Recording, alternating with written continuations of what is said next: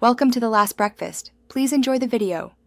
You start by creating a new Logic Pro X project and choosing a sample rate that matches your session, 44. 1 kHz for music, 48 kHz for video. Next, set the I/O buffer to 128/256 to keep latency manageable while recording. Make an audio track and assign the correct interface input. Enable input monitoring so you hear what's coming in. Once done, arm the track for recording and do a quick level check. Peak below 0 dB to avoid clipping. You now focus on signal flow. Confirm the track's input matches your interface and that levels look healthy in Logic's meters. If needed, insert a low cut or gentle EQ on the channel to reduce rumble before recording. This preserves headroom.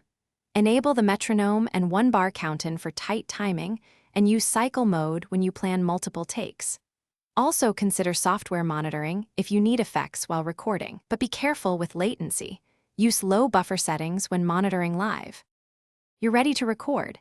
Hit record and perform multiple takes using cycle to capture options. After recording, switch to quick swipe comping inside, take folders to assemble the best phrases.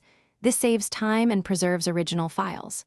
Once the comp is solid, clean up regions, apply fades to avoid clicks, and either bounce in place for rendered stems or export file for mixes. If levels distort or you hear dropouts, check buffer, sample rate mismatch, and interface drivers as a first troubleshooting step. Thanks for watching. If this was helpful, leave a like and consider subscribing. See you next time.